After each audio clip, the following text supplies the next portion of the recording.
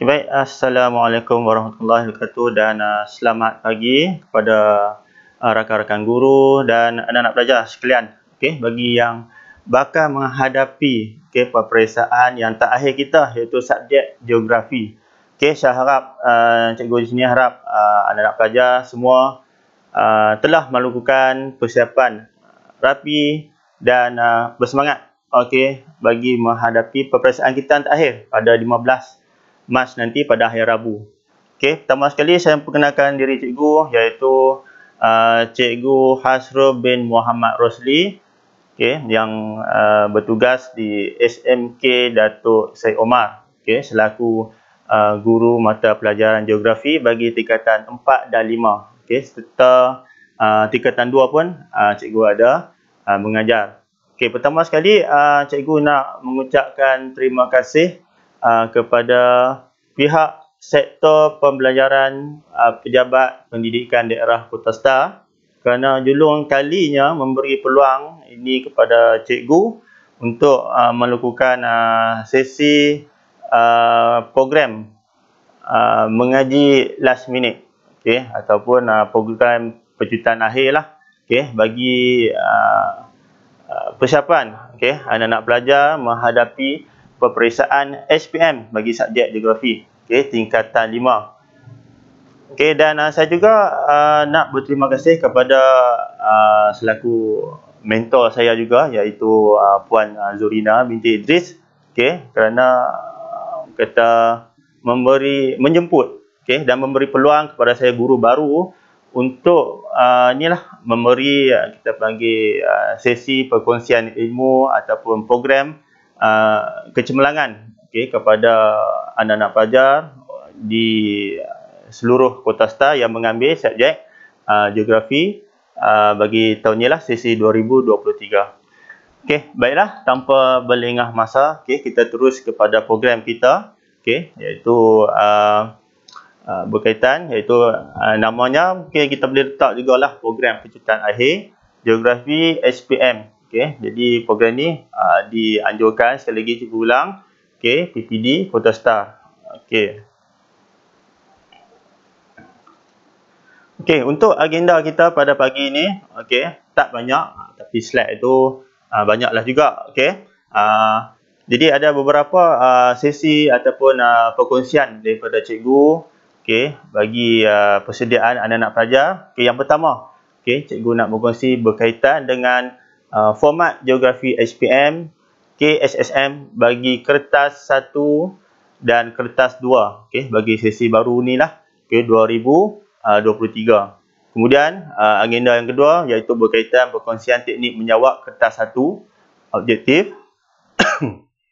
Dan yang ketiga perkongsian teknik menjawab kertas 2 Dan yang keempat, perkongsian bahan-bahan ataupun tajuk-tajuk tumpuan yang boleh kita ambil cakna, okey, bagi menghadapi peperiksaan kita pada Rabu nanti.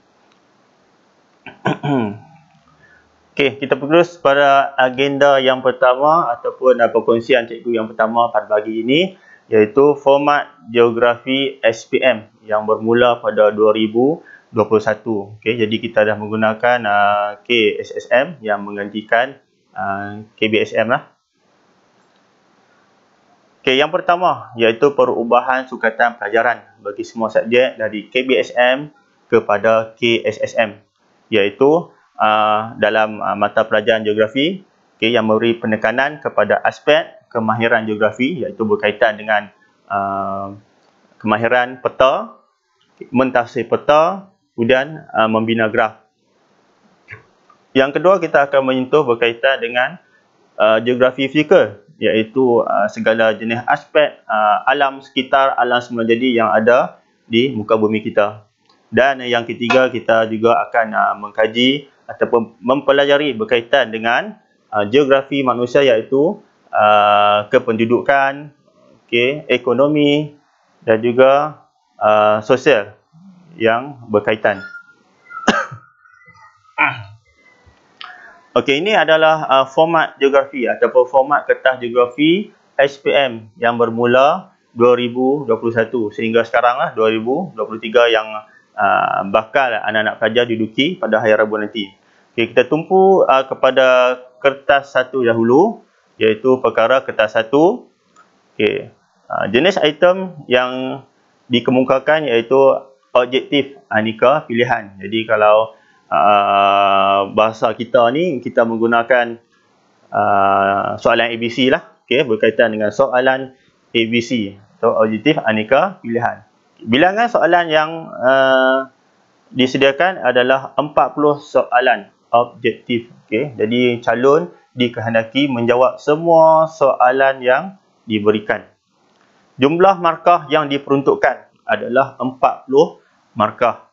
Jadi konstruk. Jadi apa yang pengujian yang ada dalam kertas satu ini adalah berkaitan dengan calon dikehendaki mempunyai kemahiran, antaranya mengingat, memahami, mengaplikasi serta menganalisis. Tempoh ujian adalah 1 jam 15 minit. Dan cakupan konteks, iaitu kita panggil silibus yang akan ditanya dalam kertas satu ni adalah berkaitan standard kandungan dan standard pembelajaran dalam dokumen standard kurikulum dan pentaksiran di SKP KSSM bagi tingkatan 4 dan tingkatan 5. Hampir semua tajuk lah, kecuali bagi tajuk-tajuk yang melibatkan kemahiran tidak ditanya di dalam kertas satu. Aras kesyukuran terdiri daripada 5-3-2. Jadi macam formasi lah, macam formasi bola. Tapi 5-3-2 ni adalah 5 nisbah 5 merupakan aras soalan yang kategori rendah.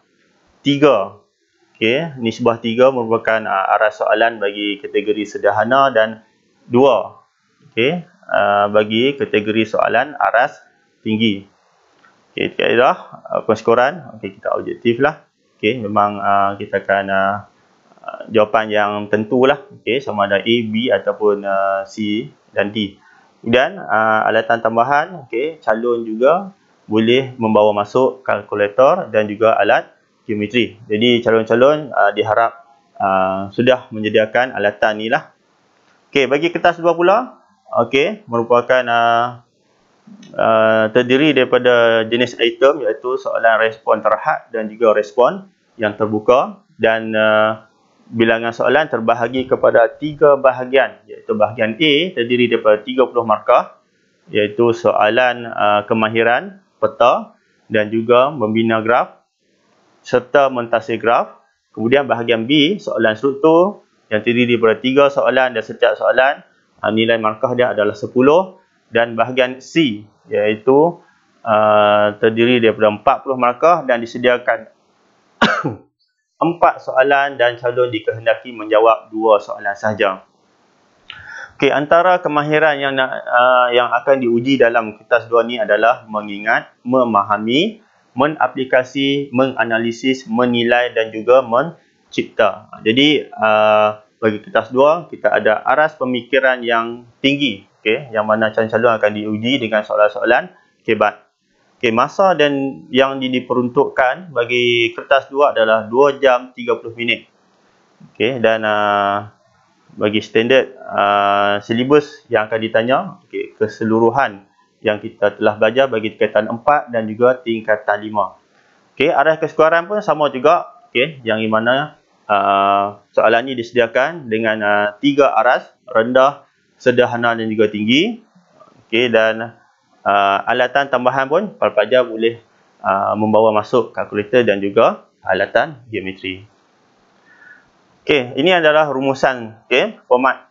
Okey, secara umumnya masih mengekalkan format yang sama, iaitu instrumen ujian bertulis. Okey, jumlah soalan 40 soalan bagi kertas 1.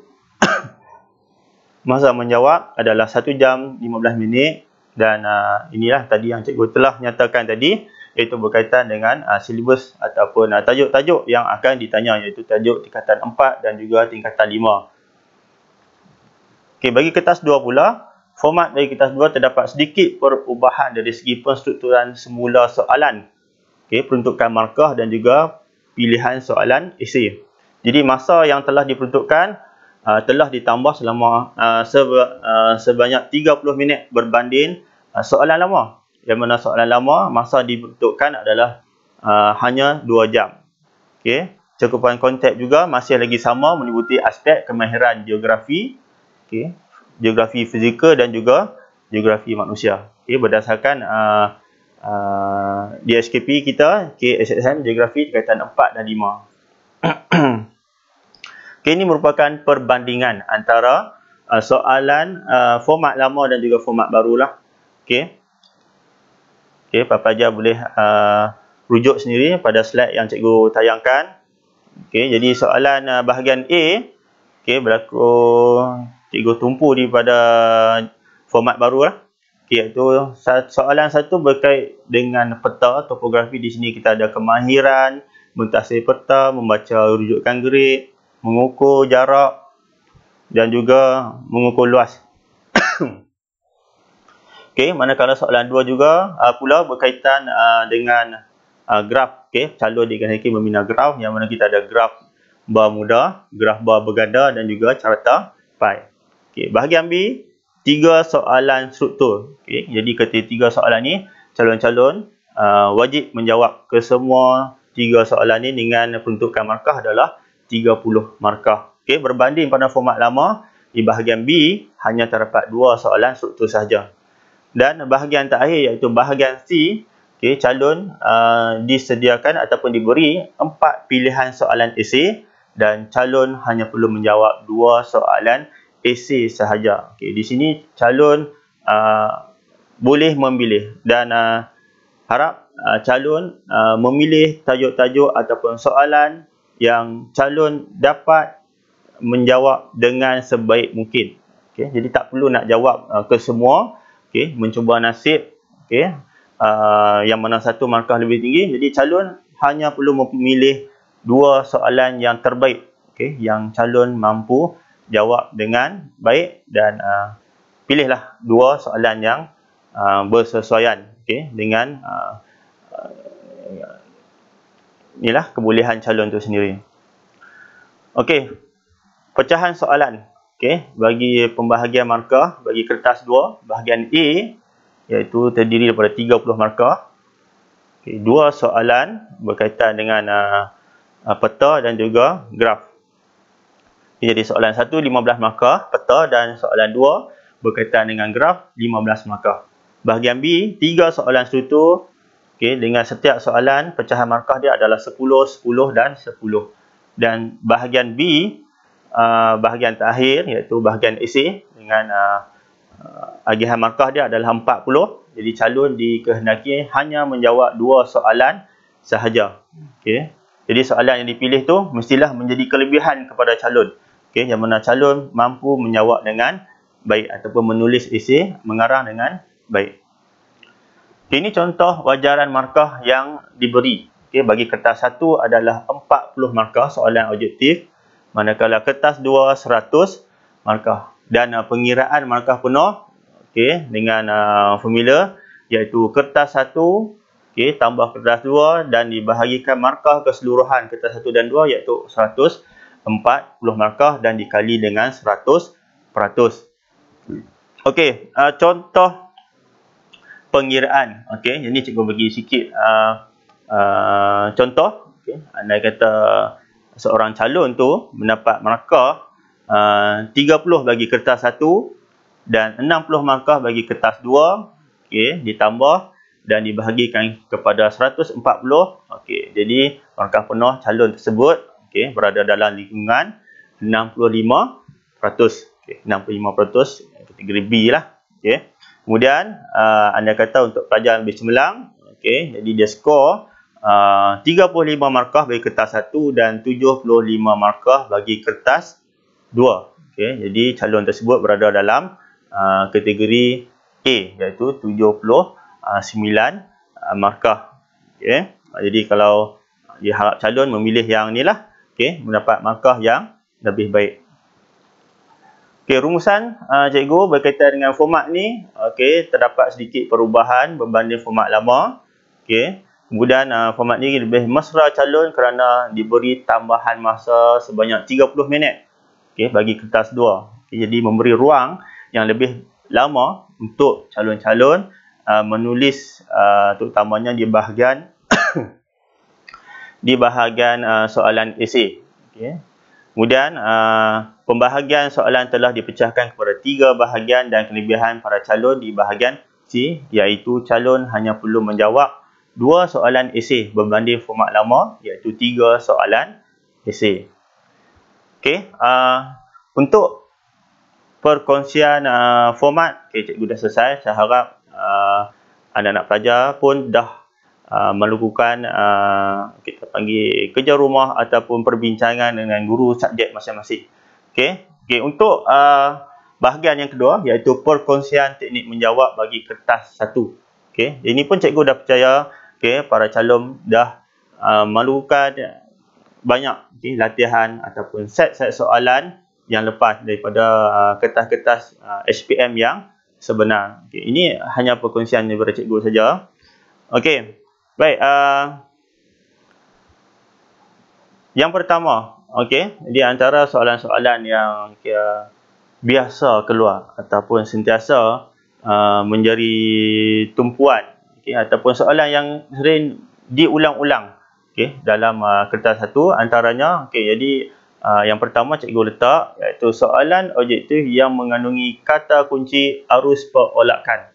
Okey, yang mana soalan-soalan yang lepas yang mana cikgu tengok dan cikgu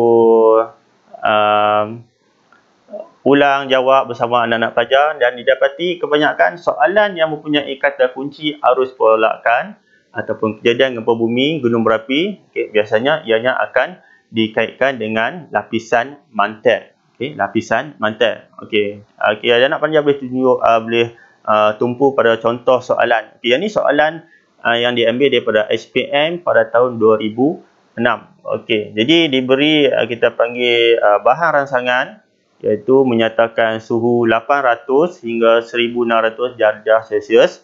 Okey, dan keyword adalah ataupun kata kunci yang terdapat di sini adalah arus perolakan. Okey, jadi bila kita tumpu ataupun kita tengok pada kata kunci tersebut, arus perolakan, jadi ianya merujuk kepada satu lapisan bumi yang kedua iaitu lapisan mantel.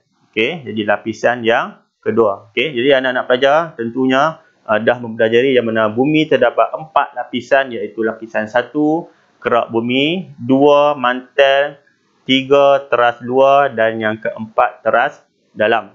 Dalam soalan, tumpuan kebanyakan diberi kepada lapisan mantel kerana ia merupakan satu lapisan yang mencetuskan pelbagai jenis bencana alam. Okey, yang paling utamanya gempa bumi, tsunami dan juga letusan gunung berapi. Dan satu lagi lapisan yang diberi tumpuan dalam soalan-soalan kita adalah berkaitan dengan kerak bumi, kerana di situ terdapatnya pelbagai aktiviti dan juga kehidupan.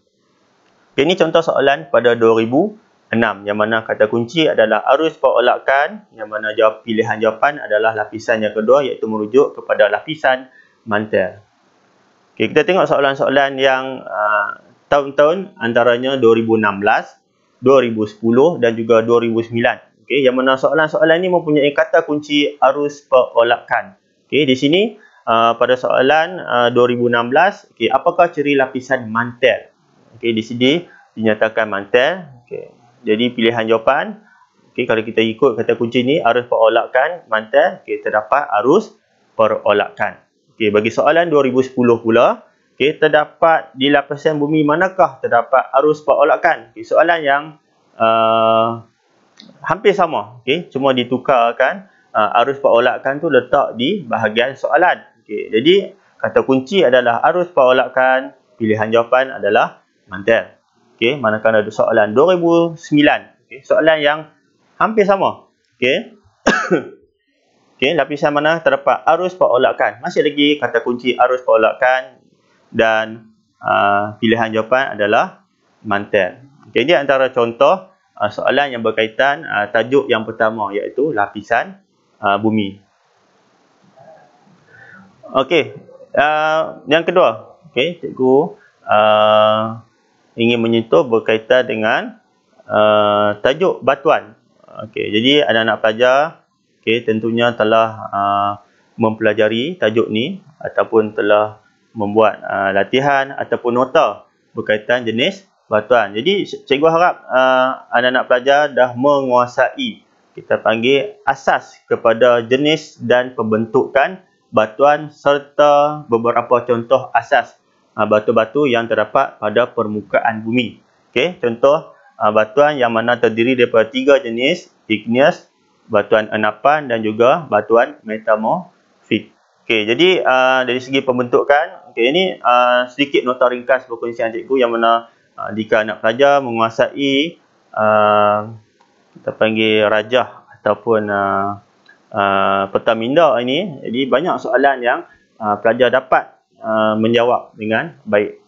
Okey, igneous, okey, terbentuk melalui lava magma yang sejuk dan beku. Kemudian igneous ni diambil pada perkataan igni, iaitu yang bermaksud api lah. Jadi api ni, lava magma, satu bahan yang sangat panas. Okey, dan bila keluar ke permukaan bumi, okay, ia akan sejuk beku. Antara contoh yang batuan igneous yang terkenal ialah granit. Okay, jadi granit, anak-anak pelajar tentunya harus memberi tumpuan tentang batuan granit ni, kerana granit merupakan satu batuan yang penting dalam sektor pembinaan. Okay, sama ada daripada pembuatan jalan ataupun konkrit. Okay, bahan konkrit. Okay, dia akan mana menggunakan batuan granit. Seterusnya, batuan enapan, iaitu batuan yang hasil pemendapan di dasar sungai lah. Okay, iaitu dengan cara pembentukan, pemendapan, berlakunya pemadatan, penyeminan dan sedimen. Jadi sedimen ni merupakan bahan-bahan yang diangkut oleh aliran sungai dan dimendapkan. Okay, antara contoh sedimen ni pasir, batu, lempung dan juga kelodak. Okay, contoh batu yang terkenal dengan batuan enapan adalah batu kapur, batu garam, batu pasir dan juga gypsum. Okey, antara batu enapan yang paling terkenal adalah batu kapur. Okay, yang mana batu kapur ni penting kerana ia terlibat dalam banyak sektor ekonomi, antaranya pembuatan simen, dan juga pelancongan. Dan batu kapur juga merujuk di kawasan gua batu kapur, yang mana kawasan tersebut menjadi tumpuan tarikan pelancong ataupun aktiviti ekonomi seperti mengutip sarang burung lah, yang terdapat di gua batu kapur di Malaysia. Kemudian batuan yang ketiga iaitu batuan metamorfik, iaitu batuan baru, hasil daripada perubahan yang telah berlaku daripada batuan igneous dan juga enapan, iaitu igneous ataupun enapan yang menerima suhu dan tekanan yang tinggi. Ini dua syarat ni mesti berlaku jika igneous dan enapan mahu bertukar kepada batuan metamorfik. Antara contoh Okey, batu permata, belian dan juga marmar.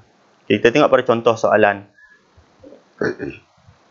Okey, andai kata calon dah menguasai peta minda yang cikgu bagi tadi, jadi tak ada masalah, tiada masalah bagi calon-calon untuk menjawab beberapa contoh soalan yang cikgu ambil juga daripada set soalan ataupun soalan SPM yang sebenar. Okey, ini SPM 2018. Okey, batu kapur dan proses dia pertukaran kepada batuan yang baru yang dinamakan sebagai batuan air, okey, dengan berlakunya tindakan haba dan tekanan yang tinggi. Okey, jadi tentunya batu kapur ni akan berubah kepada batu marmar, iaitu satu jenis batuan metamorfosis. Okey, soalan yang bagi SPM 2019. Okey, bagaimana igneous boleh berubah menjadi metamorfosis? Okey, soalan yang hampir sama dengan 13 soalan 2018 tadi, iaitu proses tekanan dan haba yang tinggi. Okey, bagi soalan 2014, okey, batuan enapan bertukar kepada batuan metamorfosis. Okey, soalan yang sama. Okey, hampir sama bagi soalan 2019 dan 2004. Okey, cuma dia tukar dalam bentuk kita panggil rajah. Okey, jadi jawapannya masih sama, iaitu pembentukan batuan metamorfosis, iaitu tekanan dan haba yang tinggi. Okey, kemudian soalan-soalan yang sering keluar di bahagian kertas 1, iaitu soalan-soalan berkaitan dengan gua batu kapur, yang mana dalam soalan tu sama ada diberi nama, contohnya gua Nia, gua Kelam, gua Tempurung, ataupun disediakan gambar-gambar berkaitan dengan gua batu kapur ataupun bentuk muka bumi khas. Okay, jadi ada satu nama lain selain gua batu kapur ataupun batu kapur, kita juga dikenali juga bentuk muka bumi khas yang terdapat di Malaysia. Okey, berkaitan dengan soalan-soalan dengan di gua batu kapur, okey, biasanya berkaitan dengan pembentukan gua batu kapur, yang mana ianya terbentuk hasil daripada dulu hawa kimia, iaitu pengkarbonan. Okay, kita tengok beberapa soalan yang berkaitan. Okey, ini soalan pada SPM 2016. Okey, diberi bahan rangsangan iaitu foto berkaitan gambar gua batu kapur. Jadi soalan dia, apakah proses dulu hawa yang membentuk pandang darat fizikal ataupun pandang darat dalam foto 1, iaitu yang cikgu nyatakan tadi, ialah berkaitan dengan gua batu kapur dan pembentukan dia adalah pengkarbonan.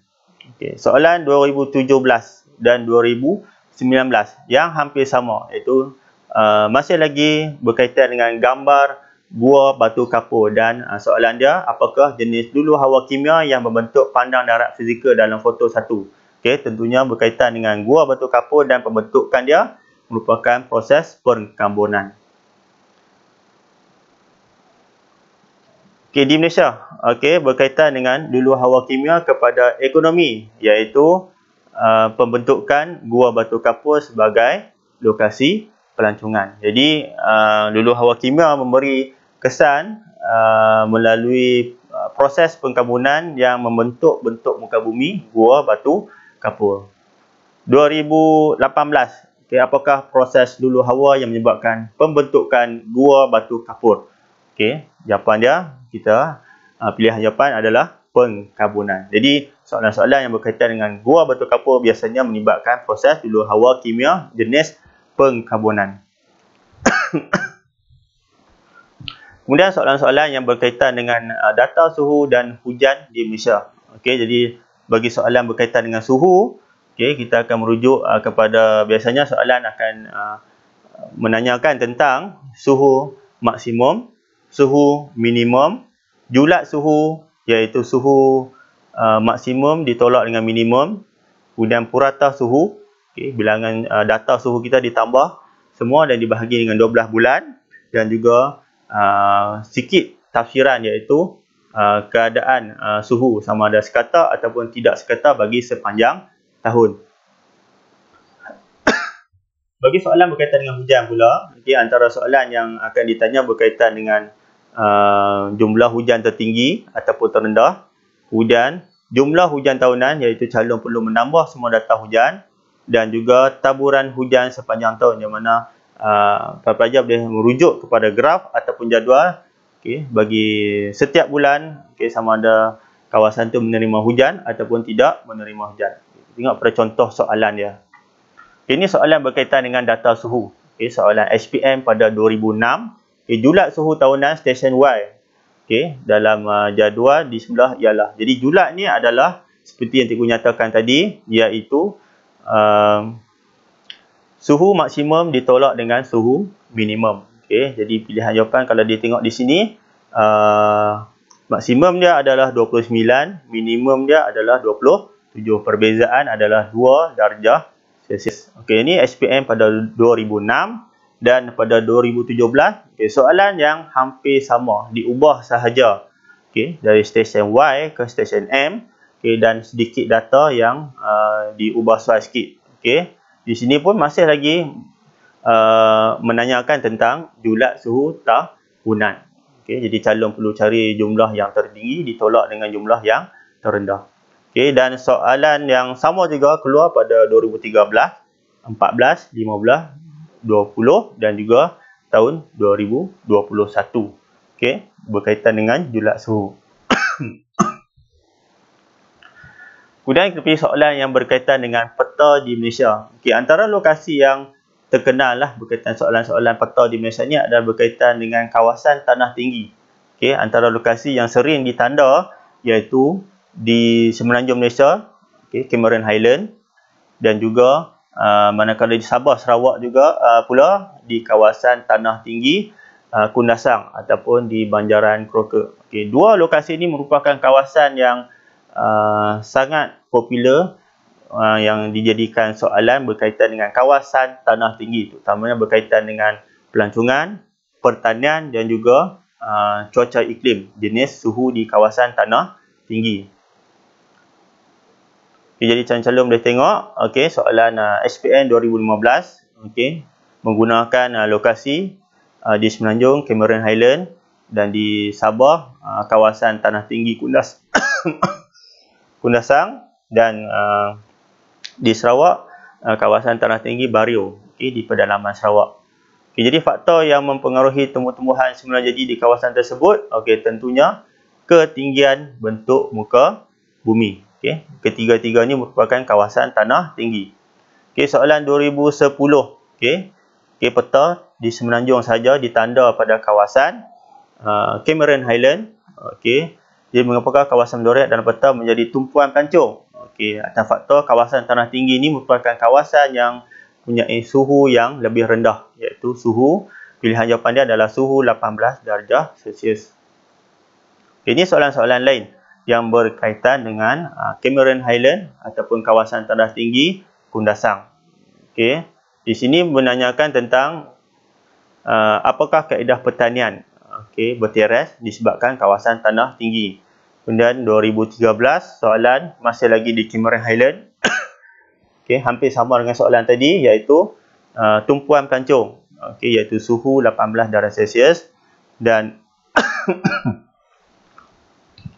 okay, soalan pada 2015, 17 dan 2013 iaitu berkaitan dengan tanah tinggi Cameron dan Kundasang di Sabah. Di sini tiada peta dan diberi nama, okay, lokasi tersebutlah tanah tinggi Cameron dan Kundasang di Sabah, okay, iaitu berkaitan dengan keadaan suhu yang sederhana, yang mana maksud suhu sederhana ini merupakan kawasan yang suhu dia lebih rendah, okay, sekitar yang kita nyatakan tadi iaitu 18 darjah Celsius.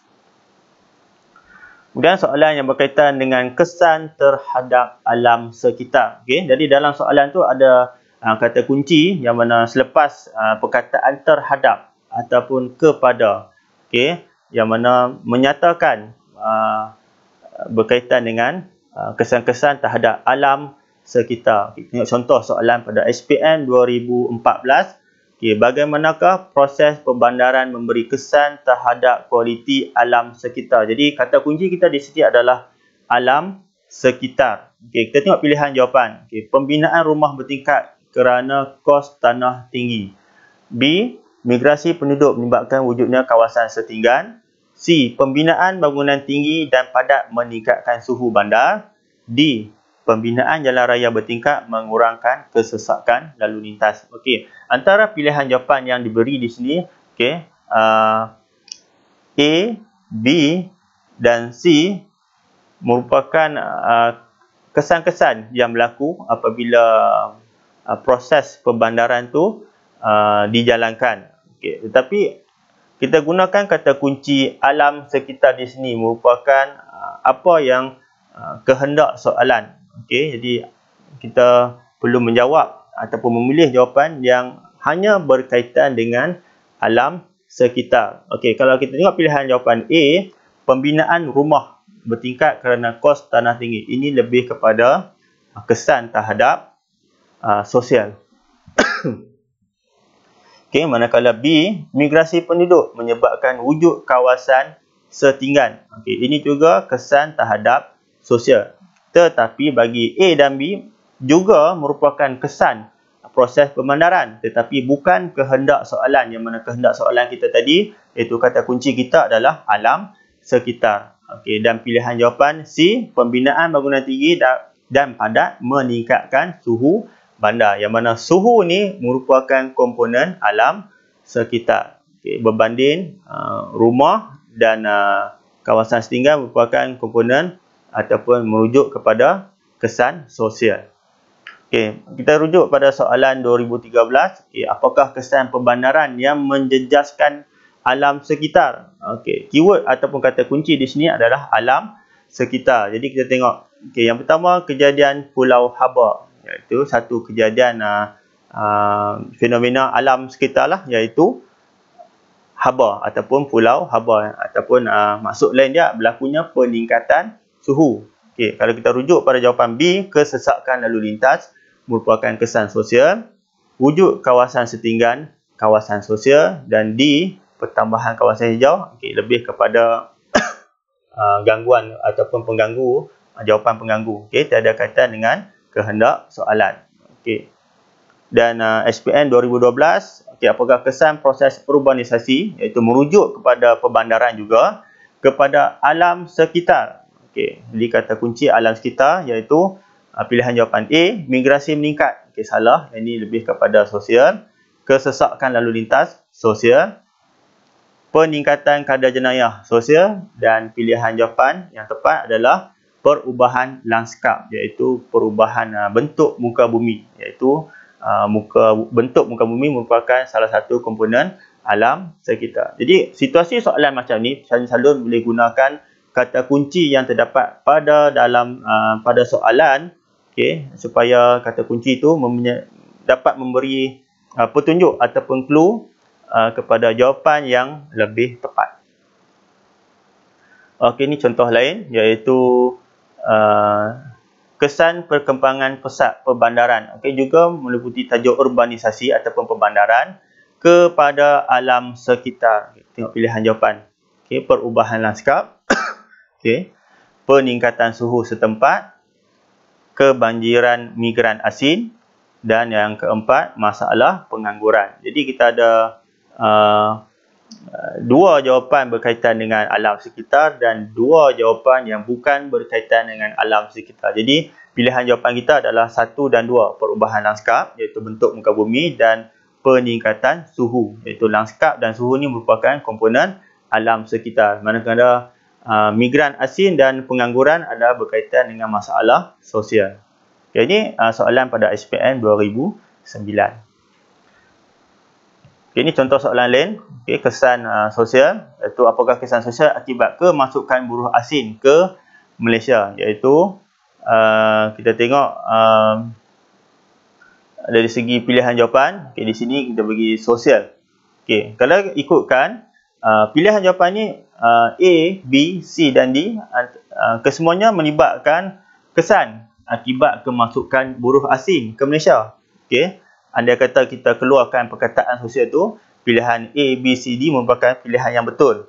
Okey, akibat kemasukan buruh asing. Tapi apa yang ada pada kehendak soalan ataupun kata kunci kita di sini adalah kesan sosial. Okey, kita tengok pilihan A, iaitu persaingan perniagaan. Okey, jadi perniagaan ni kita letak dalam bahagian kesan ekonomi.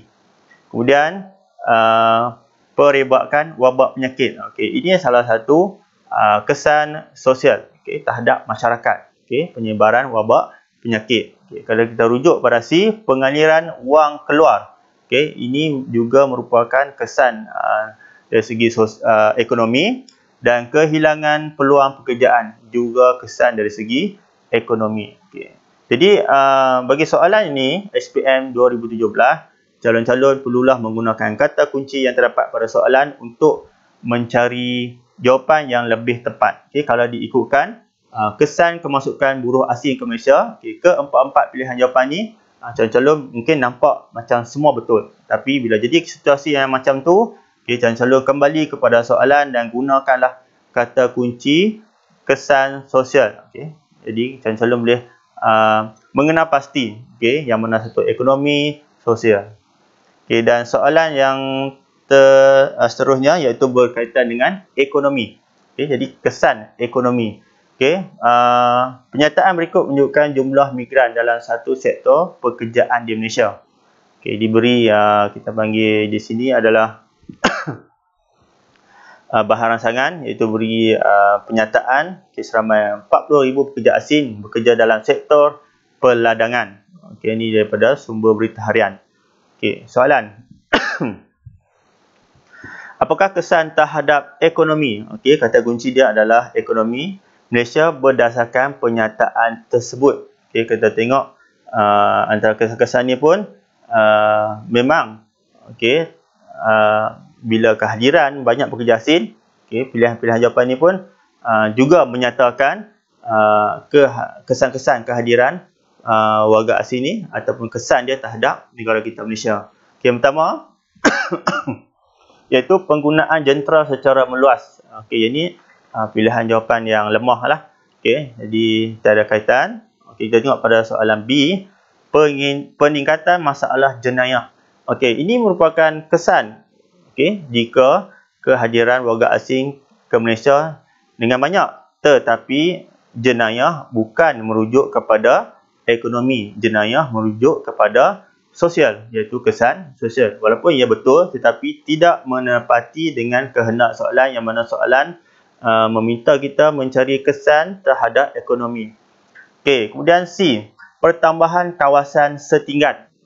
Okey, juga betul, tetapi bukan kehendak soalan, iaitu kawasan setinggan merujuk kepada kesan sosial. Dan pilihan jawapan yang tepat adalah aliran wang keluar negara meningkat, iaitu yang mana pekerja-pekerja asing bila mendapat gaji, dia akan hantar wang pulang ke negara asal. Iaitu tidak bagus untuk ekonomi kita, yang mana wang kita akan mengalir keluar.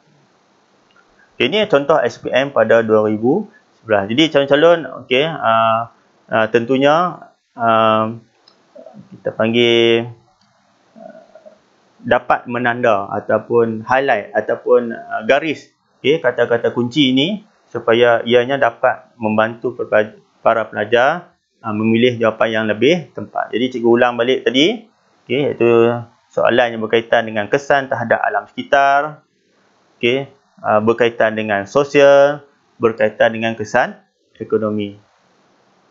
Okay, itu saja untuk perkongsian bagi kertas 1, dan cikgu akan teruskan pula kepada perkongsian bagi teknik menjawab kertas 2.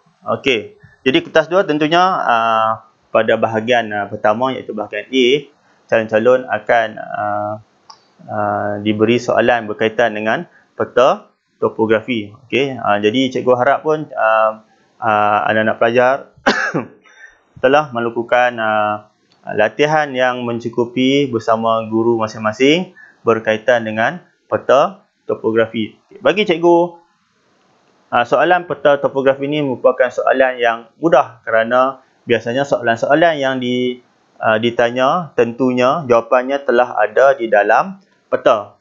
Okey, cuma soalan tu ada dalam bentuk yang bertulis, ada dalam bentuk simbol, ada dalam bentuk warna, gambar. Jadi calon-calon tentunya mahir untuk melihat, okey, petunjuk-petunjuk ataupun simbol-simbol yang terdapat di dalam peta berdasarkan rujukan grid, lokasi, dan menjawab soalan-soalan yang kemukakan. Okey, ini contoh-contoh soalan yang diberi dalam bahagian peta. Okey, di sini pilihan jawapan, okey, betul ataupun yang kurang tepat lah. Okey, contohnya, namakan pertempatan yang berada di bahagian tenggara peta. Okey, calon kadang-kadang tidak memahami apa yang soalan minta. Okey, ada calon apabila diminta menamakan pertempatan, namun diberi pula pola pertempatan. Jadi calon-calon tentunya dapat membezakan apakah nama, pola, okey, ketinggian ataupun nama puncak yang tertinggi. Okey, di sini pilihan jawapan yang salah adalah calon ni menjawab berjajar. Okey, sebenarnya berjajar ni merupakan pola pertempatan, bukan nama pertempatan. Contoh di sini, Kampung Cempedak Hilir. Jadi calon-calon hanya perlu salin balik saja nama kampung ni di ruangan jawapan.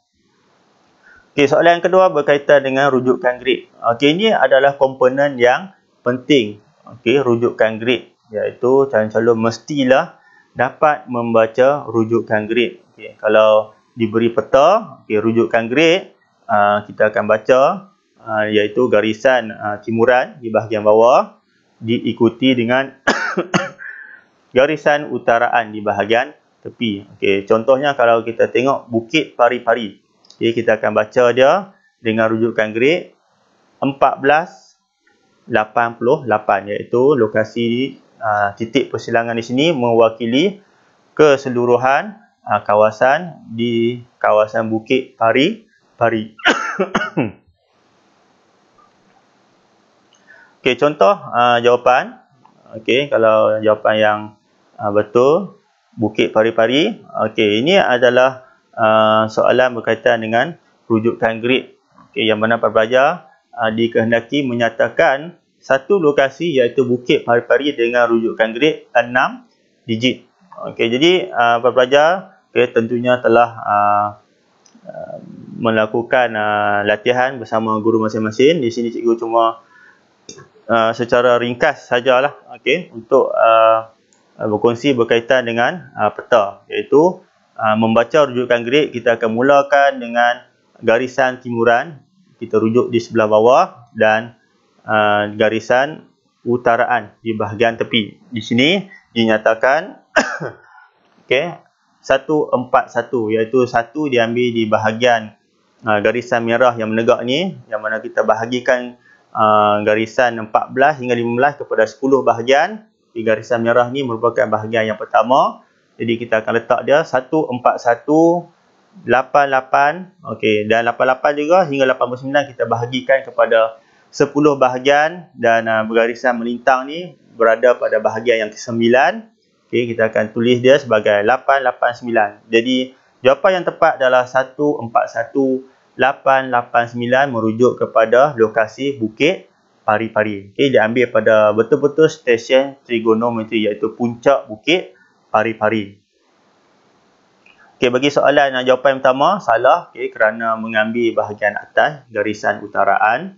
Okey, manakala jawapan yang kedua juga salah kerana 149 lah diambil di bahagian hujung. Okey, bukan lokasi Bukit Pari-Pari yang sebenar. Okey, kemudian soalan juga menanyakan tentang ketinggian. Okey, ini soalan yang mudah kerana ketinggian telah dinyatakan di dalam peta. Calon hanya perlu menyalin sahaja. Okey, ketinggian. Kalau di sini dinyatakan Bukit Pari-Pari ialah 416, iaitu merujuk kepada 416 meter. Okey, semua ketinggian yang terdapat dalam peta topografi dinyatakan dalam bentuk meter, bukan kilometer. Kilometer kita akan pakai apabila kita mengukur jarak, jawapan kita dalam kilometer. Tetapi untuk menyatakan ketinggian dalam peta topografi, kita akan nyatakan dalam bentuk meter.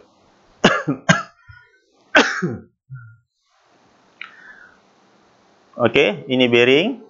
Okey, Kampung Putih ke stesen trigonometri. Okey, yang ni cikgu tak perlu sentuh lah. Okey. Lain-lain soalan yang berkaitan, antara soalan yang sering ditanya iaitu bearing, okey, jarak lebuh raya ataupun sungai, ataupun landasan kereta api. Okey, dan di sini contoh jawapan, calon perlu nyatakan dalam bentuk kilometer. Dan pola pertempatan, berjajar bergantung kepada lokasi yang dinyatakan. Ini contoh soalan mentafsir peta topografi. Antaranya faktor yang menyebabkan wujudnya pola pertempatan. Di sini jawapan yang salah, calon memberi tanah yang subur. Tanah yang subur ni kita tak dapat lihat di dalam peta. Kita tak boleh nak tentukan kawasan itu subur ataupun tidak. Apa yang dinyatakan dalam peta adalah yang boleh kita nampak adalah dengan kawasan tanah pamah yang rata. Tanah yang subur tidak diterimalah untuk soalan bahagian peta kerana ia tak boleh dilihat. Berbanding kawasan tanah pamah yang rata, kita boleh lihatlah dengan garisan kontur yang kurang. Kemudian terdapat kemudahan laluan. Kita tak pakai laluan, kita kena nyatakan terdapat jalan raya. Kemudian terdapat kawasan penanaman padi iaitu kegiatan ekonomi. Selain daripada padi, kita ada ada tanaman yang lain yang biasa ada dalam peta topografi iaitu getah dan juga kelapa sawit.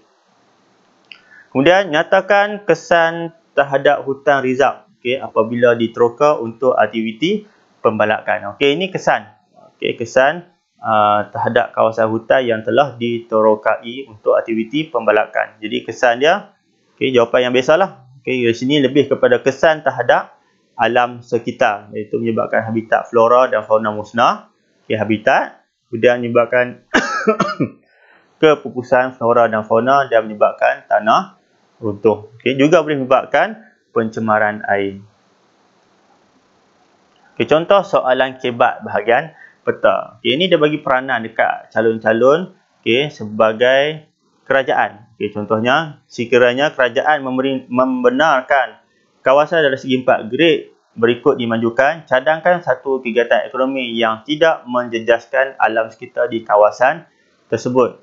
Berikan alasan anda. Kita tengok. Kawasan yang diberi merujuk kepada satu kawasan yang dinyatakan di sini adalah hutan reserve Bukit Kayu. Calon-calon kena faham yang mana status hutan reserve yang mana kawasan tu tak boleh diterokai. Sama ada ditebang ataupun dijadikan kawasan pembinaan. Untuk apa-apa sektor pun, sebenarnya tak boleh dengan status hutan reserve Bukit Kayu. Tapi soalan menanyakan ataupun meminta cadangan anda untuk apakah kegiatan ekonomi yang sesuai. Jadi pilihan jawapan di sini adalah eko-pelancongan, kerana eko-pelancongan ni merupakan satu aktiviti ekonomi yang sangat ataupun kurang memberi kesan kepada kawasan hutan. Kita tak perlu tebang, kita tak perlu membina binaan yang banyak di kawasan tersebut. Antara kemahiran yang ada bila ingin menjawab soalan macam ni, cari petak grid dan tandakan kawasan yang terlibat. Jadi calon-calon dapat membaca rujukan grid dan mengenal pasti lokasi tersebut. Kemudian perhatikan ciri fizikal yang terdapat di dalam peta. Kita tengok di sini ada hutan, tanah tinggi, sungai dan juga dinyatakan hutan reserve. Kaitkan ciri fizikal dengan kegiatan ekonomi yang sesuai. Di sini jawapan dia terhad. Kerana di sini dinyatakan kita jalankan ekonomi tanpa menjejaskan alam sekitar. Jadi pilihan yang kita ada adalah eko-pelancongan. Kemudian jika murid tidak memberi jawapan kegiatan ekonomi, maka jawapan alasan tidak diterima walaupun jawapan tersebut adalah betul. Contohlah, tiba-tiba calon menjawab, kawasan ini akan terpelihara dan kawasan habitat flora dan fauna tidak musnah. Tetapi calon tidak menyatakan apakah kegiatan ekonomi yang sesuai. Jadi jawapan calon tadi iaitu alasan juga tidak akan diterima. Jadi calon kena menyatakan dahulu apakah kegiatan ekonomi yang sesuai.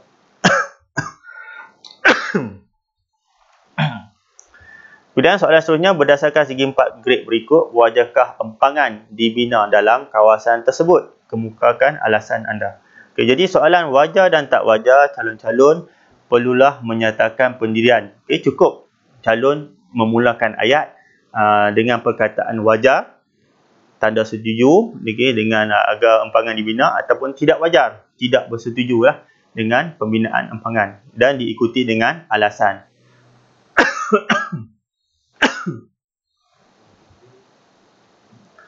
Okey, masih lagi sama, iaitu calon perlu dikehendaki mencari kawasan petak grid, diperhatikan ciri fizikal yang ada dalam peta, kaitkan ciri fizikal dengan kegiatan ekonomi. Okey, jadi calon boleh memilih pendirian sama ada wajar ataupun tidak wajar. Okey, tetapi tidak boleh memilih kedua-dua pendirian.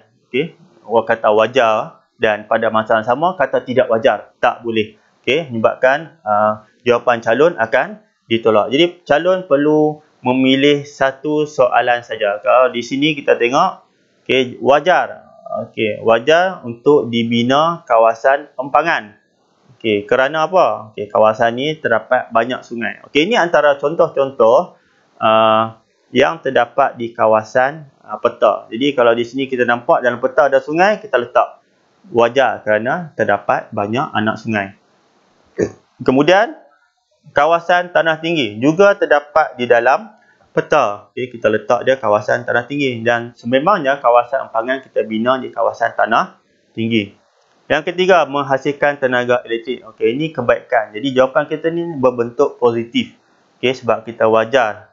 Okey, dan positif tu kepada manusia sebab bila kita membina empangan, kita dapat menghasilkan tenaga elektrik dan boleh digunakan untuk mengairi kawasan pertanian. Okey, jadi bekalan air tu boleh kita alihkan ke kawasan pertanian. Kemudian kegiatan ataupun pembinaan empangan yang kita nyatakan tidak wajar, kita tidak mahu. Okey, jawapan kita berbentuk negatif yang mana ianya memberi kesan buruk kepada alam sekitar. Jadi biasanya soalan-soalan yang berkaitan dengan alam sekitar ataupun kesan kegiatan manusia terhadap alam sekitar, jawapan dia bersifat negatif. Contohnya, menyebabkan habitat flora fauna musnah, kepupusan flora dan fauna, tanah runtuh, sungai tercemar, keseimbangan ekosistem terjejas. Sebab kawasan hutan tadi dah tenggelam diganti dengan kawasan tasik ataupun kolam yang besar. Jadi calon-calon mesti menyatakan pendirian. Sama juga pada soalan esei. Ada soalan berkaitan dengan wajar tidak wajar, calon-calon perlulah menyatakan pendirian pada awal jawapan. Sama ada wajar ataupun tidak wajar diikuti dengan alasan. Tamat bahagian yang kedua, kita akan cikgu akan kongsi iaitu bahagian yang terakhir iaitu bahagian C, iaitu bahagian soalan esei. Soalan 6 hingga 9. Di sini cikgu senaraikan beberapa ataupun 7 tajuk utama yang keluar ataupun sering ditanya dalam soalan esei, iaitu bahagian C. Iaitu yang pertama, taburan penduduk dan pertumbuhan penduduk. Migrasi, iaitu perpindahan penduduk. Pertempatan dan juga urbanisasi, iaitu merujuk kepada proses perbandaran ataupun perkembangan bandar. Cuaca dan iklim, tumbuhan semula jadi dan hidupan liar. Sumber tenaga, iaitu terdiri bersumber tenaga alternatif dan sumber tenaga tidak boleh diperbaharui. Dan yang terakhir iaitu kegiatan ekonomi. Jadi calon-calon perlulah memberi tumpuan kepada tajuk-tajuk ni bagi menghadapi ataupun menjawab soalan pada bahagian C, iaitu soalan esei. Okey, sikit perkongsian cikgu berkaitan dengan soalan bahagian C, yang mana cikgu hanya nak memberi fokus kepada soalan rubrik, yang mana soalan yang memberi peruntukan markah 6 hingga 8 markah. Satu jumlah yang besar, tetapi calon-calon gagal ataupun lemah dalam penulisan soalan rubrik ini kerana tidak mengikuti ataupun kita panggil peraturan pemarkahan ataupun penulisan soalan yang tidak tepat. Kadang-kadang calon tulis jawapan dengan panjang tetapi mendapat markah yang sedikit. Okay, di sini cikgu bagi sikit tips dan contoh jawapan yang bagi soalan-soalan berkaitan dengan soalan rubrik, soalan 6 dan 8 markah. Okay, pelajar mesti menjawab dengan memberi fakta, huraian dan contoh. Andai kata soalan 6 dan 8 markah, calon-calon hanya menyenaraikan fakta sahaja. Okay, markah yang tertinggi yang boleh diberi antara 1 hingga 2 markah sahaja, walaupun fakta yang dikemukakan ada sampai 10 ataupun 20. Banyak mana fakta pun yang dikemukakan tanpa huraian dan contoh bagi menyokong fakta tersebut, okay, markah yang boleh diberi hanya 1 hingga 2 sahaja. Okay, di sini cikgu memberi cadangan jawapan yang mana bagi soalan yang memberi peruntukan markah 6 markah, okay, calon-calon dikehendaki memberi sekurang-kurangnya, okay, ataupun mengemukakan 3 fakta, okay, 3 huraian diikuti dengan 3 contoh. Okay, bagi cadangan ataupun bentuk soalan 8 markah, okay, calon-calon dikehendaki menulis sekurang-kurangnya ataupun esei calon perlulah mempunyai 4 fakta, 4 huraian dan juga 4 contoh. Okay, dan semua jawapan perlulah ditulis dalam bentuk esei. Okay, tetapi calon-calon boleh memisahkan fakta-fakta, huraian dan contoh ni melalui perenggan. Okay, melalui perenggan. Okay, ini contoh. Okay, ataupun tahap-tahap, okay, bagaimana permarkahan dari satu soalan esei jenis rubrik, okay, dan permarkahan diberi berdasarkan respon yang calon kemukakan. Okay, berarti cikgu mula dengan arah yang pertama, iaitu arah yang lemah lah. Okay, markah yang calon dapat hanya 1 hingga 2. Okay, calon-calon hanya menyenaraikan fakta. Okay, fakta banyak. Okay, tetapi tanpa contoh ataupun huraian. Okay, calon hanya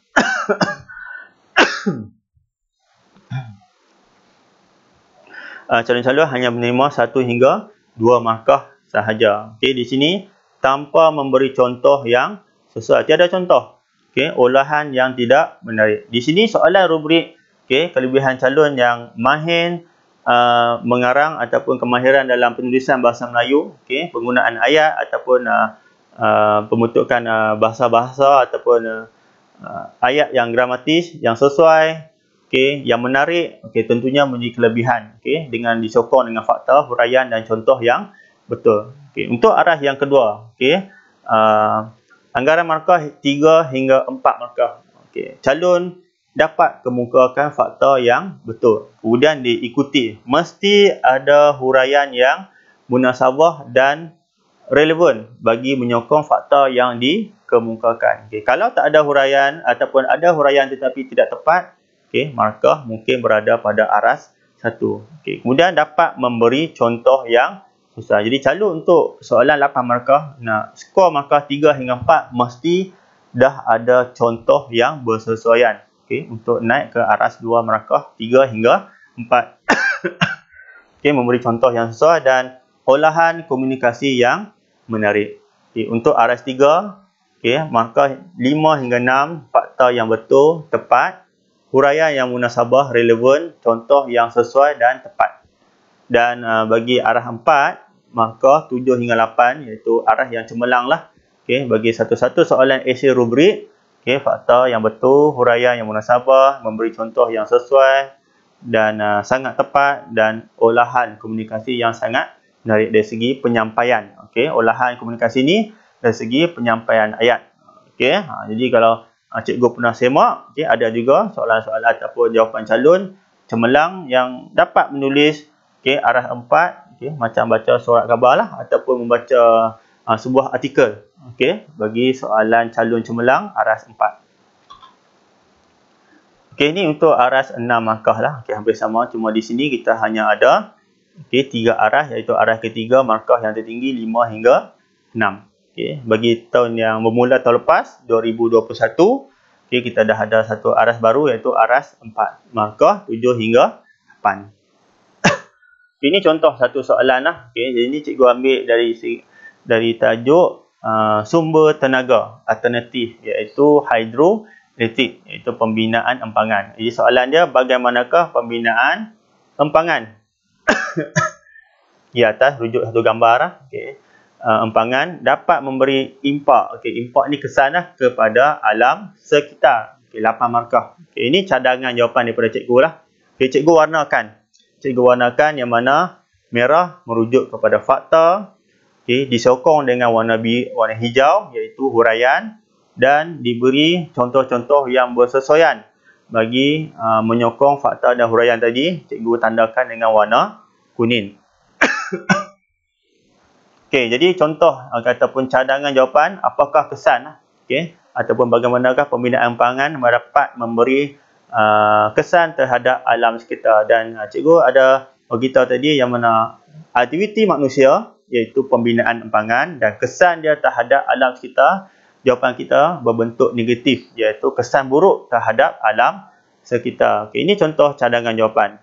Jadi kesan pembinaan empangan terhadap alam sekitar ialah menyebabkan kemusnahan habitat flora dan fauna. Di sini cikgu tandakan warna merah iaitu fakta. Jadi cikgu mengemukakan satu fakta yang disokong akibat ditenggelami air tasik empangan, huraian ataupun haiwan terpaksa berpindah ke kawasan baru. Ini adalah huraian bagi menyokong fakta dan memberi contoh yang bersesuaian. Di sini cikgu beri contohnya Tasik Kenyir dan empangan bakun di Sarawak. Jadi dalam satu perenggan ni cikgu ada fakta, huraian dan juga contoh. Jadi ini adalah satu contoh bagaimana calon-calon perlu menjawab soalan rubrik 6 ataupun 8 markah. Di sini calon ni boleh ataupun dengan struktur ayat macam ni, calon boleh menerima 3 markah.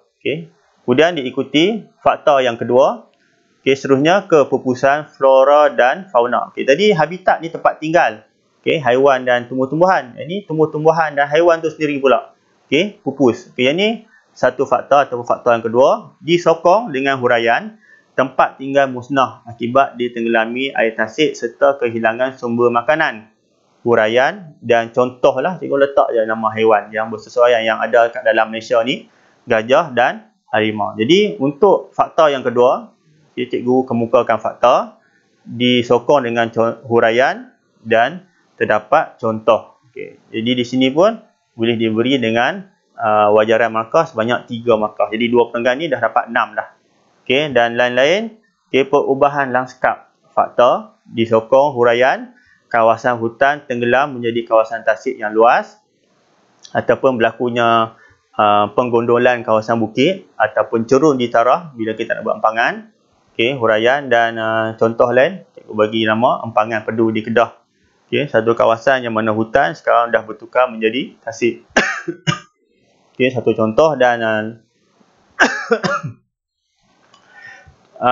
fakta yang lain iaitu rantaian makanan terjejas fakta, disokong dengan huraian, haiwan seperti rusa, kancing harimau telah berpindah atau pupus dari kawasan empangan dan diganti dengan populasi haiwan akuatik. Seperti ikan lah sekarang. Tadi berasal kawasan hutan dah bertukar menjadi kawasan kolam ataupun tasik. Jadi perubahan rantaian makanan. Dan boleh juga calon-calon digalakkan jugalah menambah fakta-fakta yang lain. Supaya bersesuaian dengan wajaran markah sebanyak 8 markah. Ini contoh. Jadi calon-calon digalakkan ataupun perlu menulis dengan bentuk ataupun bagi cikgu cakap kita panggil formasi, iaitu fakta diikuti huraian diikuti dengan contoh. Fakta, huraian, contoh. Bagi soalan rubrik 6 dan 8 markah. Dan terakhir bagi sesi kita pada hari ini, cikgu hanya nak kongsilah bahan-bahan rujukan dan juga sentuhan akhir bagi persiapan menghadapi peperiksaan SPM pada Rabu nanti. Ini antara bahan-bahan yang cikgu nak kongsi dengan anak-anak pelajar. Jadi soalan-soalan yang berkaitan, merah ni atas ni cikgu letaklah antara kata-kata kunci yang ada dalam soalan, iaitu kesan, impak, akibat, implikasi ataupun nampak. Biasanya yang digunakan dalam soalan-soalan kesan, impak ataupun akibat lah. Okey, yang mana berkaitan dengan kejadian bencana alam. Kejadian bencana alam. Okey, tak kisah. Okey, kalau kita dalam geografi ni kita belajar ribut, banjir, taufan, kemarau, gerakan jisim iaitu berkaitan dengan tanah runtuh, gempa bumi, tsunami dan juga letusan gunung berapi. Okay, walaupun kesan-kesan datang daripada tajuk-tajuk yang berlainan. Okay, kita di sini ada 1, 2, 3, 4, 5, 6, 7, 8 tajuk. Okay, berkaitan dengan bencana alam. Sekiranya soalan-soalan tu keluar berkaitan dengan kesan bencana alam ini, okay, ianya terbahagi kepada dua. Okay, biasanya satu terhadap alam sekitar dan satu lagi kepada manusia. Okey, anda nak belajar walaupun datang daripada tajuk yang berlainan, kesan daripada bencana alam ni, okey, juga merujuk kepada kesan-kesan yang sama ataupun di sini cikgu boleh nyatakan cadangan jawapan ataupun jawapan yang hampir sama. Okey, contohnya bila berlaku sama ada banjir, ribut, taufan, gunung berapi, tsunami ataupun letusan gunung berapi, okey, tentunya kesan terhadap alam sekitar. Okey, calon-calon boleh kemukakan kemusnahan habitat flora, okey, kemusnahan habitat fauna, kepupusan mengancam menjejaskan flora, kepupusan mengancam ataupun menjejaskan fauna, perubahan lanskap, mengganggu ekosistem, menjejaskan ataupun mengganggu rantaian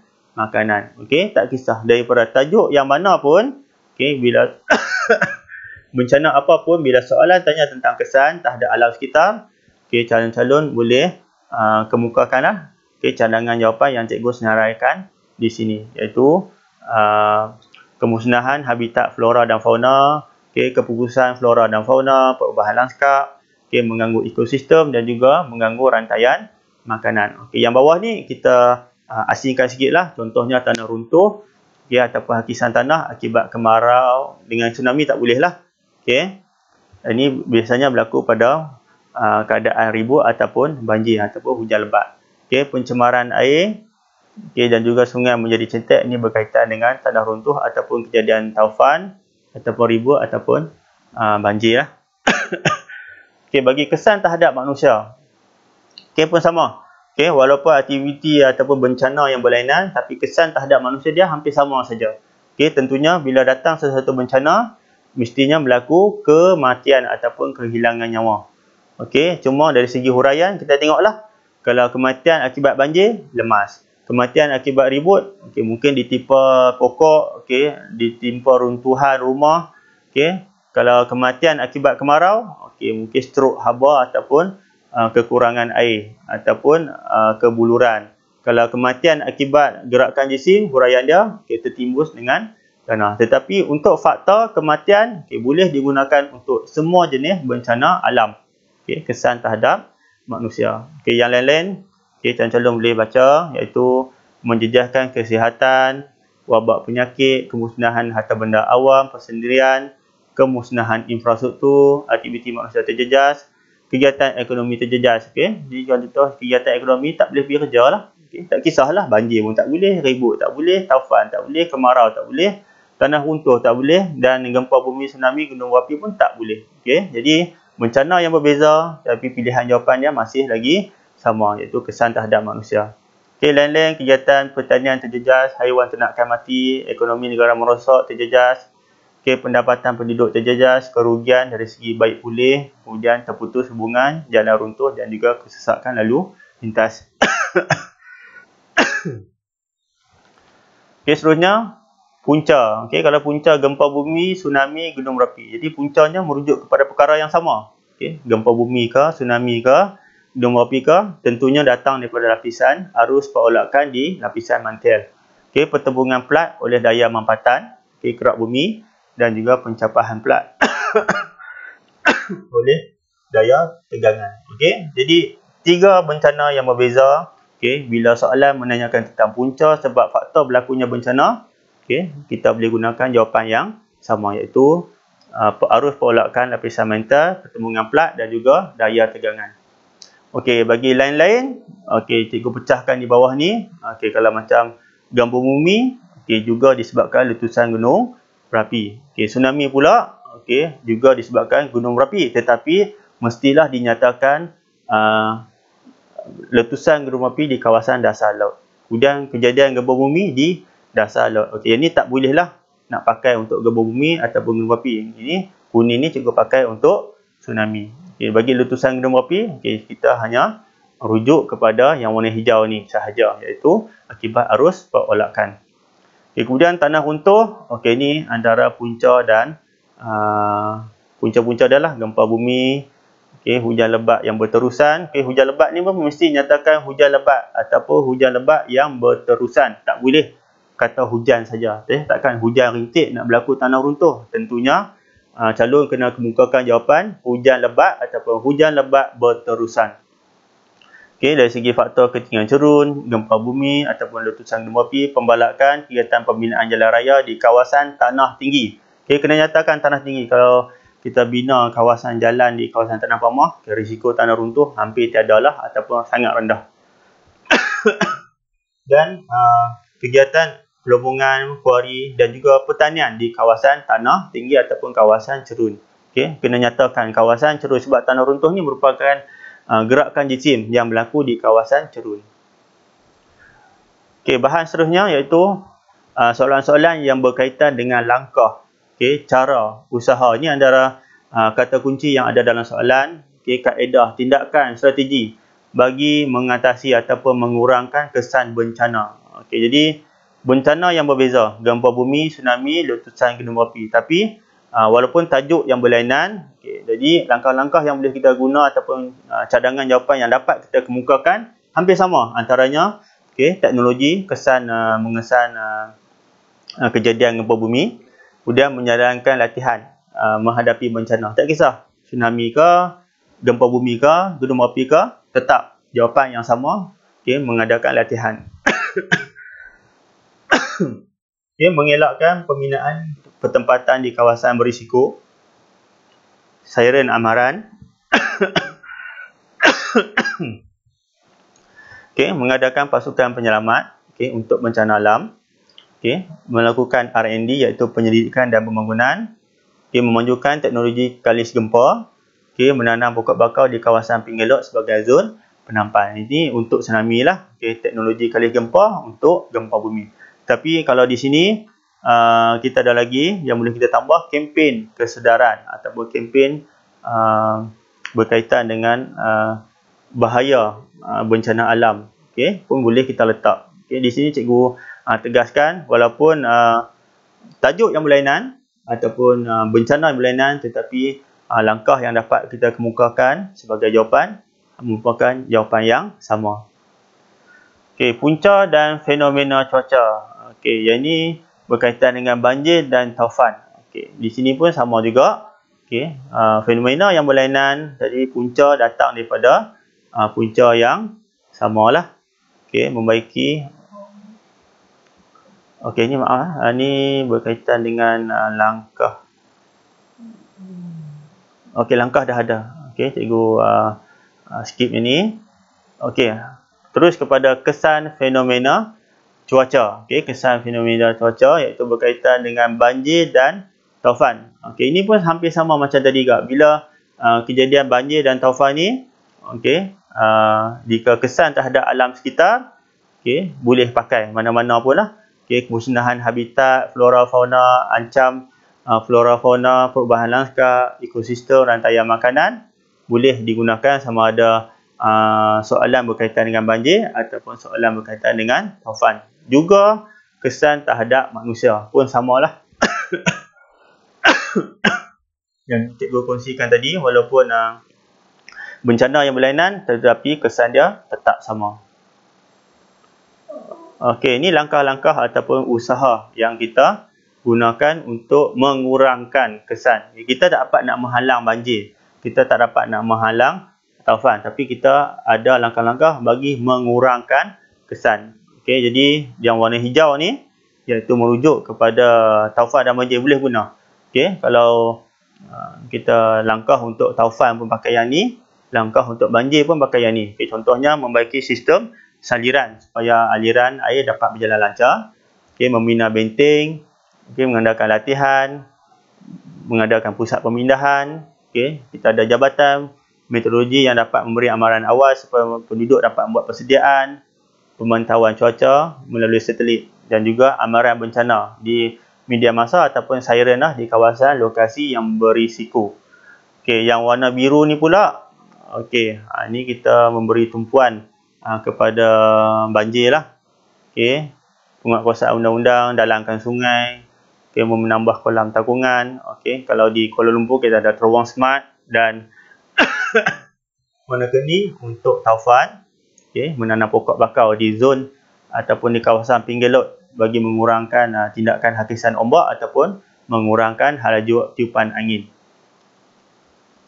Okey, ini berkaitan dengan tajuk punca ataupun sebab, faktor, alasan berkaitan dengan fenomena cuaca di kawasan bandar. Okey, jerebu. Okey, kesan rumah hijau, pulau haba bandar, hujan asid. Okey, bencana yang berlainan, tetapi bila soalan menanyakan tentang punca, sebab, faktor, okey, datang daripada punca yang samalah, okey, iaitu pembakaran terbuka, pembebasan asap kenderaan, okey, asap kilang, pembakaran bahan api fosil, okey, di kilang, kemudian penggunaan petrol berpelambung tinggi oleh kenderaan bermotor. Okey, jadi fenomena yang berbeza tetapi punca yang sama. Okey, dan di bahagian bawah ni kita cikgu agihkan punca-punca mengikut kes lah. Okay, kalau jerebu, okay, kita ada kebakaran hutan lah. Okay, ini tidak berlaku di kawasan bandar, ini di luar bandar. Okay, kegiatan kuari, penembungan, habuk dan juga ada kaitan dengan kejadian kemarau. Okay, mencetuskan jerebu. Okay, Pulau Haba Bandar berlaku di kawasan bandar lah. Okay, bangunan tinggi, okay, pantulan haba oleh cermin, okay, keadaan jalan yang berturap ataupun permukaan tar, okay, dan kurang tumbuh-tumbuhan. Kemudian hujan asid, penggunaan baja kimia dalam pertanian dan pembebasan gas nitrogen dioksida dan juga sulfur dioksida yang mana akan membentuk hujan asid. Kepentingan kawasan semula jadi. Okey, tajuk hutan calon-calon perlu sedialah. Jadi hutan ni ataupun tumbuh-tumbuhan sendiri satu tajuk yang sentiasa ada dalam soalan geografi. Okey, sama ada kertas 1, okey, bahagian ataupun kertas 2, bahagian A, B ataupun C. Okey. Okey, antara kesan atau kepentingan. Okey, maaf. Okey, kepentingan kawasan semula jadi hutan dan tumbuh-tumbuhan adalah terhadap alam sekitar. Okey, apa hutan bagi kepada alam sekitar? Okey, sebagai habitat tempat tinggal. Okey, untuk sederhanakan suhu yang mana daun ini dapat menyerapkan haba ataupun membekalkan oksigen dan menyerap karbon dioksida. Okay, merupakan kawasan tadahan air, mencegah hakisan tanah iaitu akar pokok, membekalkan oksigen pernafasan untuk haiwan dan manusia, menyuburkan tanah iaitu sumber nutrien melalui perebutan daun, pengeluar dalam rantaian makanan, okay, sumber makanan kepada haiwan dan sumber protein, okay, bagi seladang burung iaitu habitat haiwan tadilah yang mana haiwan-haiwan ni tinggal di dalam kawasan hutan. Okay, ini kesan ataupun kepentingan hutan kepada alam sekitar. Okay, seterusnya kepentingan hutan kepada manusia pula.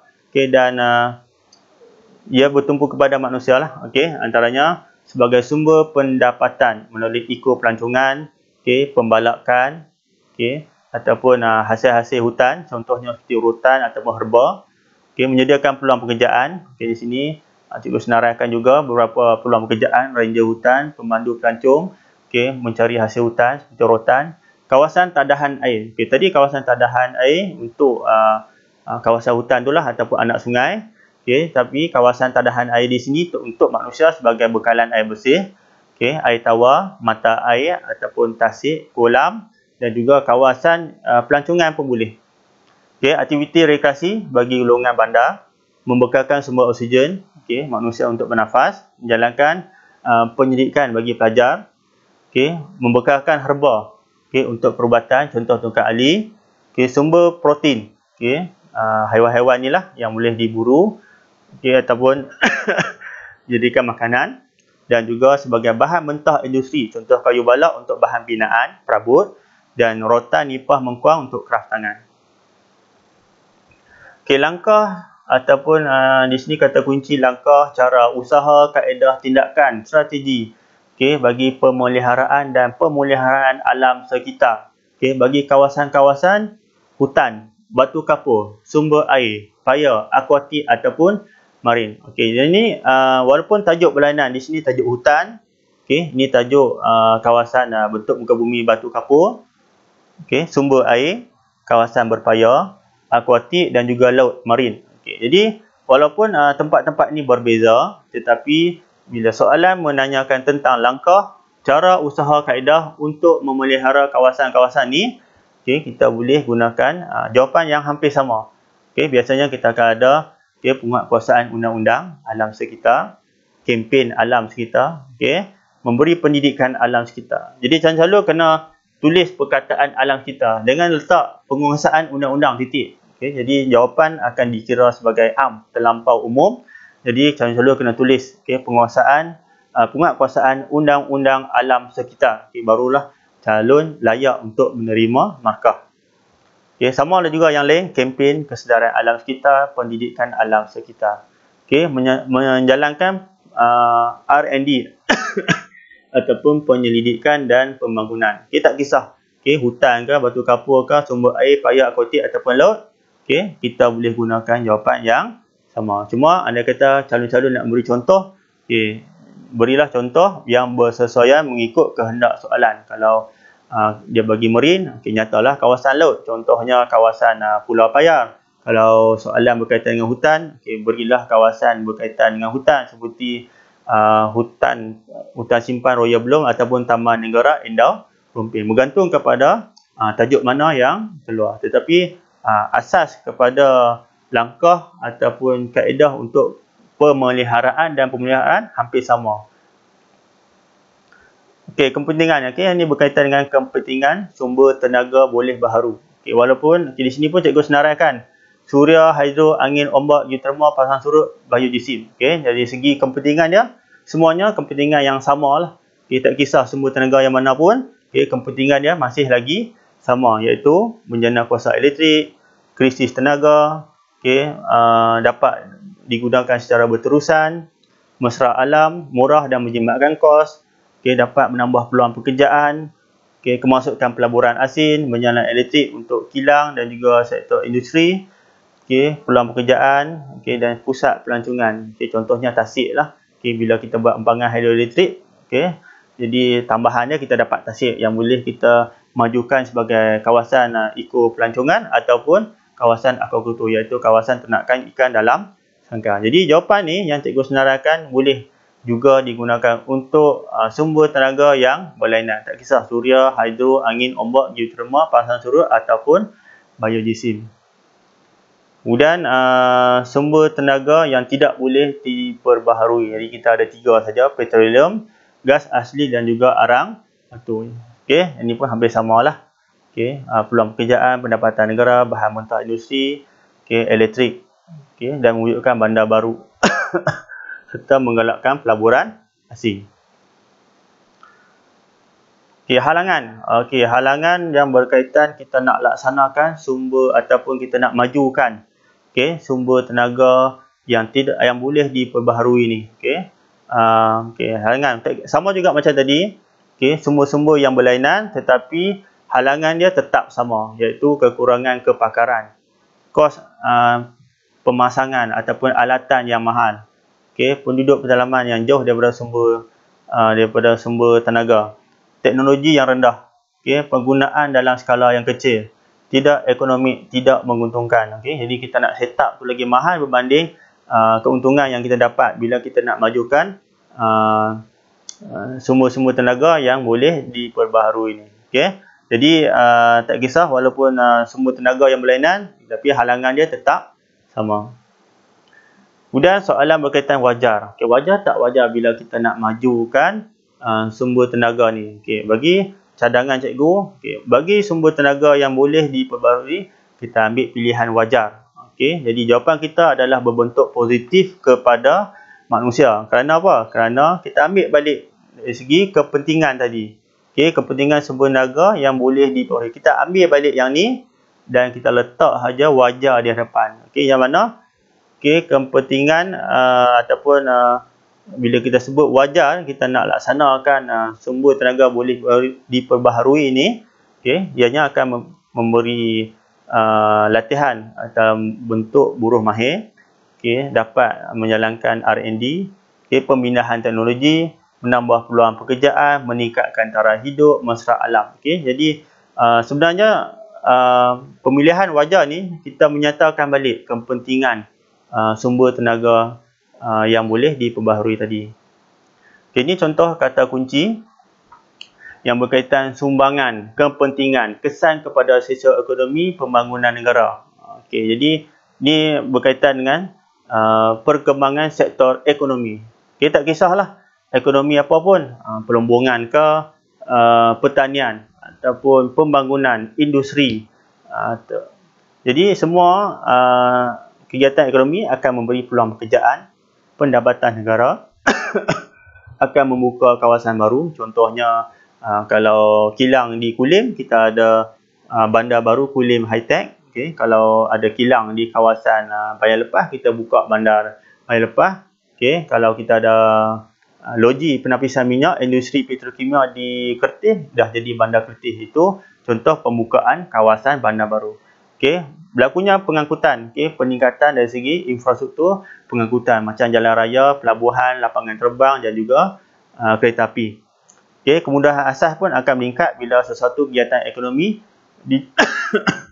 dijalankan. Dan tentunya bila ada peluang pekerjaan, maka taraf hidup pun akan meningkat. Ini antara contoh cadangan jawapan bila ditanya tentang sumbangan kepentingan bagi sektor ekonomi. Okey, mana-mana sektor ekonomi pun boleh pakai cadangan jawapan ni lah 1 hingga 6. Okey, tak kisah pelancongan ke, pertanian ke, pelombongan, masih lagi merujuk kepada jawapan yang sama.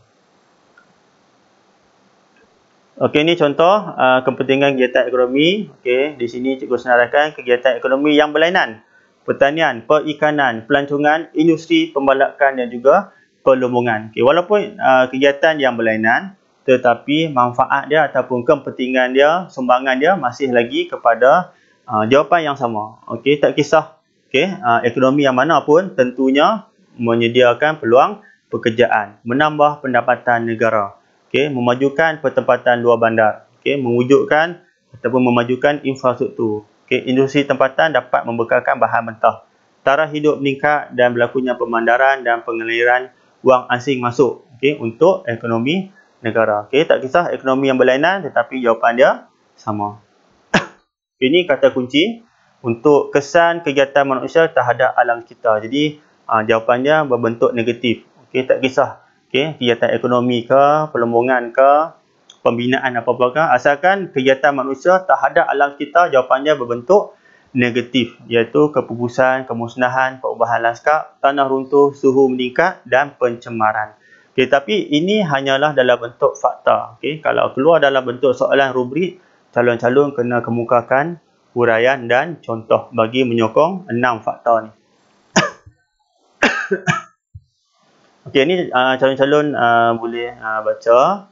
Faktor berkaitan kegiatan ekonomi. Kenapa ataupun bagaimana kegiatan itu dapat dilakukan. Ataupun apakah yang mendorong kegiatan macam pertanian, perikanan, industri dan juga pelancongan dapat dijalankan. Jadi kita pecah kepada 2, iaitu faktor fizikal, iaitu bentuk muka bumi, tanah, iklim dan bahan mentah. Ini faktor-faktor yang manusia tak boleh kawal, yang sedia ada, yang ada di bumi kita. Dan seterusnya iaitu faktor manusia, iaitu dari segi teknologi, infrastruktur, pasaran, buruh, modal dan juga dasar kerajaan. Para pelajar boleh ambil masa sikit untuk bacalah ataupun screenshot bahagian soalan ataupun nota yang cikgu kemukakan ni ataupun cikgu kongsi.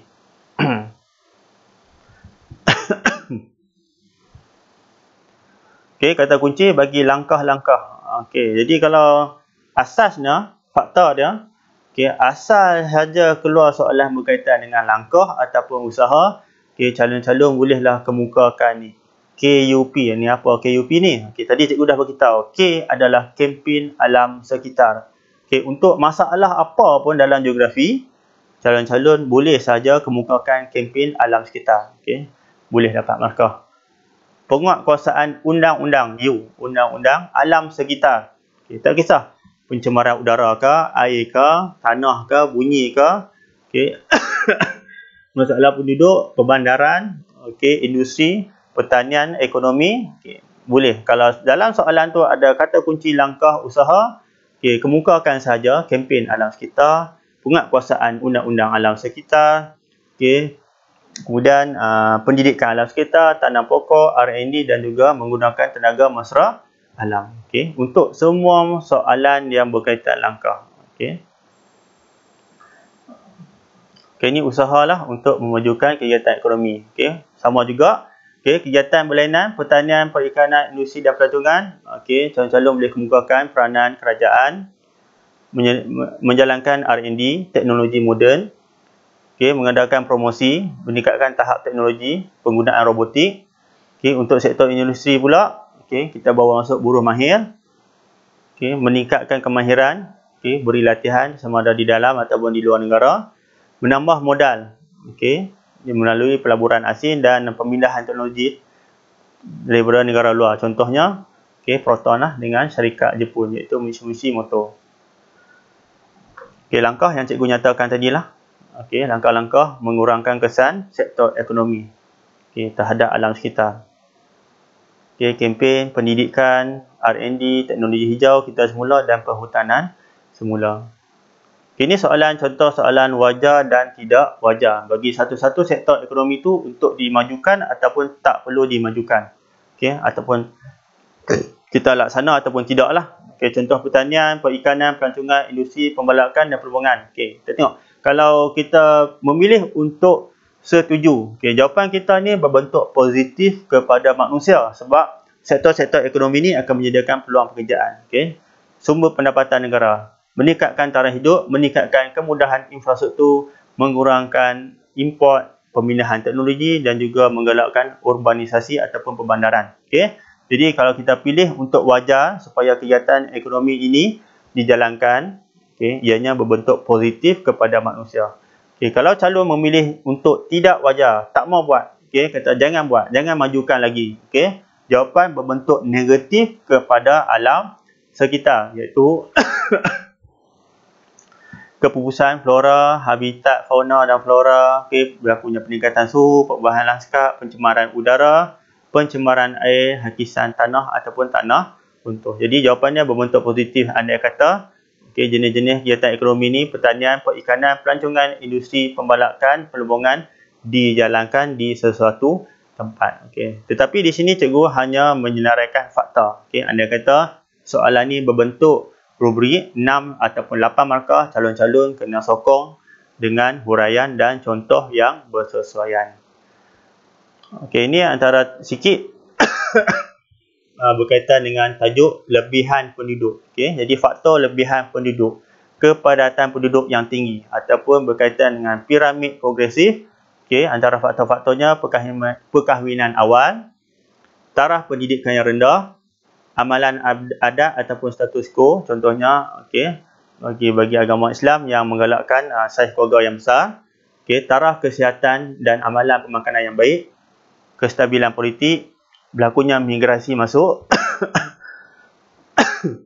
dan dasar kerajaan yang menggalakkan saiz keluarga yang besar. Ini antara cadangan jawapan. Okey, bila keluar soalan yang berkaitan dengan faktor kenapa berlaku lebihan penduduk atau kepadatan penduduk yang tinggi ataupun jenis ataupun ciri-ciri piramid penduduk progresif.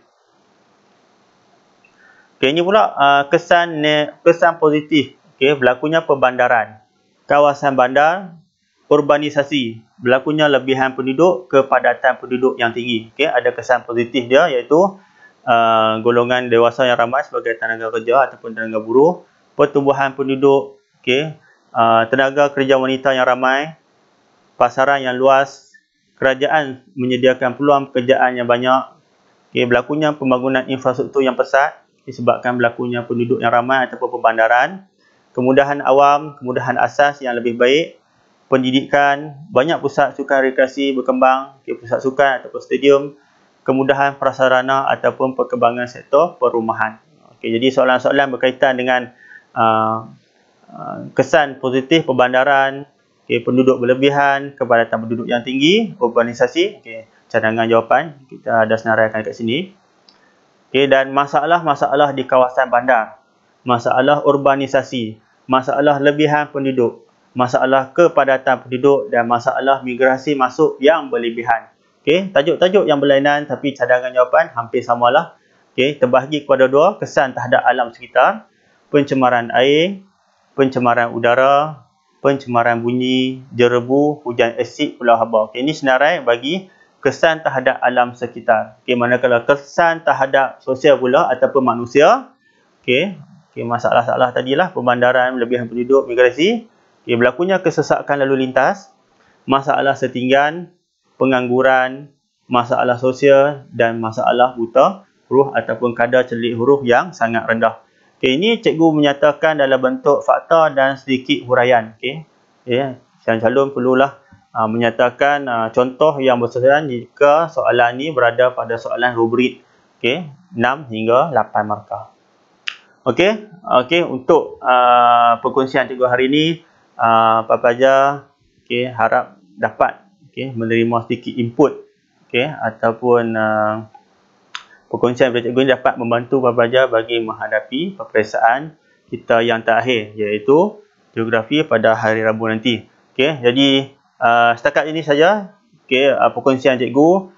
Segala salah dan silap dan kekurangan datang daripada cikgu sendiri, dan cikgu akhiri semoga berjaya anak-anak di dunia dan akhirat, dan tentunya dapat menjawab soalan geografi dengan tenang dan mudah. Sekian, terima kasih. Assalamualaikum warahmatullahi wabarakatuh.